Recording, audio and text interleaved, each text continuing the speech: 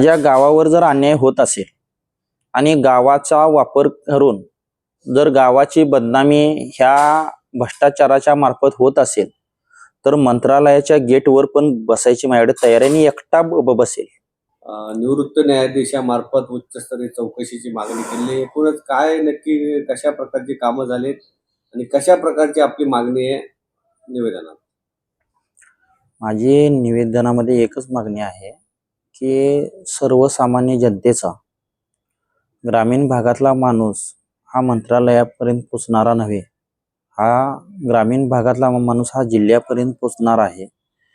आणि जे ह्या ग्रामपंचायतच्या मार्फत जो काही भ्रष्टाचार झालेला आहे ह्याची सर्व एक चौकशी आणि एक चांगल्या निपक्षपाती चौकशी व्हावी असा एक मानस आहे की जेणेकरून कुणालाही वाटू नये की बाबा हा राजकीय काहीतरी स्टंट आहे किंवा हे आहे.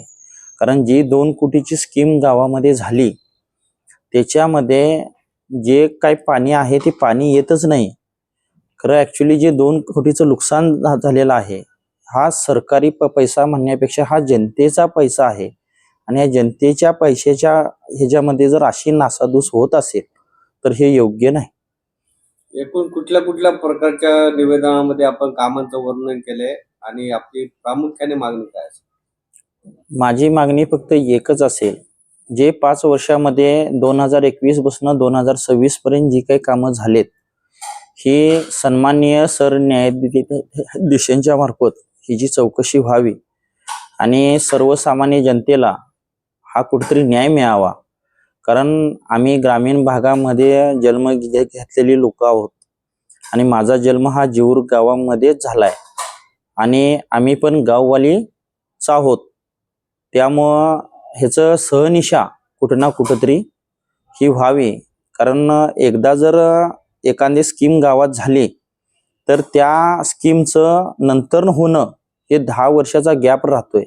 आज माझ्या गावामध्ये सांगण्याचं जर हे झालं तर ग्रामपंचायतचं इमारत जी काही झाली आहे तिचं 3 वर्ष झालं काम काही पूर्ण झालेलं नाही.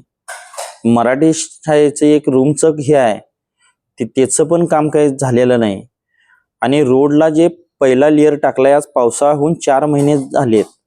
खरं पावसाळ्याहून 4 महिने झाल्यानंतरनं पण जर सेकंड लेअर जर पडत नसेल तर त्या कॉन्ट्रॅक्टरवरती आणि विद्यमान ग्रामपंचायतच्या बॉडीवरती कोल्हापूर जिल्हा पोलीस प्रमुखांनी फौजदारी कारवाई करणं आणि ही जी चौकशी करणे ही काळाची गरज होती. तर असं काही झालेलं मला काही दिसत नाही. एकूणच बस स्टॉप असतील, देवस्थान जमिनीवर अतिक्रमण असेल, सार्वजनिक इलेक्ट्रिक डीपी असतील, विविध कामांचं आपण वर्णन केलेलं आहे. नक्की कशा प्रकारची कामं आहेत आणि याच्यात अनियमितता कशा प्रकारची दिसून आली? देवस्थान कमिटीच्या जागेच्या मार्फत जर गायरांची जागा जर कलेक्टरांच्या अधिपत्याखाली येत असेल तर देवस्थान कमिटीची देवस्थानची जागा पण कलेक्टर साहेबांच्या अधिपत्याखालीच येते. जर गायरान मध्ये राहणाऱ्या लोकांनी जर ग्रामपंचायत लढवायची नसेल तर देवस्थान कमिटीच्या राहणाऱ्या लोकांनी पण ग्रामपंचायतला कोणत्याही प्रकारे फॉर्म भरायचा नाही. हे डिसिजन होणं गरजेचं होतं. कारण ज्यांनी तक्रार अर्ज केला हा फक्त एक जातीच्या मतभेदाच्यामुळं किंवा जातीमध्ये कसं मतभेद होतील ह्याच्यामुळं हा झालेला आहे. राहिला विषय बस स्टॉपचा, तर बस स्टॉप झालाय खरं त्या गावामध्ये एसटीच नाही आहे. त्या गावामध्ये एसटी नाही तर बस स्टॉपला जो काही खर्च झाला असेल हा जनतेचा पैसा आहे. हा जर वेस्टेज जर होत असेल तर ह्याच्यापेक्षा दुर्दैव कुठलं नसेल. जर एसटी नसेल तर बस स्टॉपचा काय फायदा आहे? कारण एसटीचं ज्या बस स्टॉपचं काम झालंय किंवा एसटी जर नसेल, एसटी गावामध्ये पहिले सन्माननीय दादासाहेब तांदे सरपंच ज्यावेळी होते त्यावेळी ही एसटी चालू होती. हे बंद का झाली ह्याचं कारण आजपर्यंत अस्पष्ट आहे.